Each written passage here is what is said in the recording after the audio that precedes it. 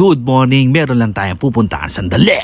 At syempre, kakain muna tayo dahil breakfast. So, nandito na nga tayo sa may Caloocan kay Boss Romel. Diba, ang bilis lang? Para i-check ang kanyang mga natatagong sasakyan at motor. At syempre, para makompleto ang aming pagdalaw, kailangan kumain muna kami.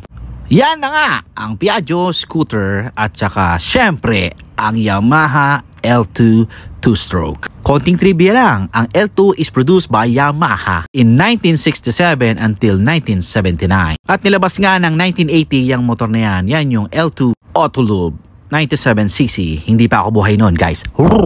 At yan nga ang isa pa sa koleksyon ni Boss Romel, Mercedes-Benz. Actually, marami siyang Mercedes-Benz, guys. Nakakatuwa talagang nakikip niya all original.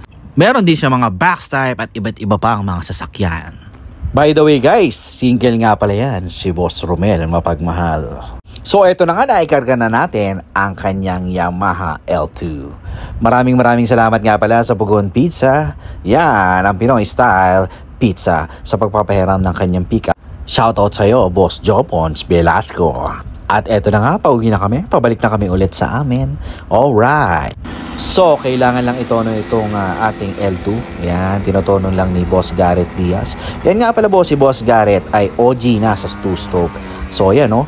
Isipin mo, hindi umaandar yan, ha? Sandali lang, ha? Wala pang isang oras na paandar niya agad. At syempre, ang mga loading natin, shoutout sa'yo, Boss Jopons and Tito Rea.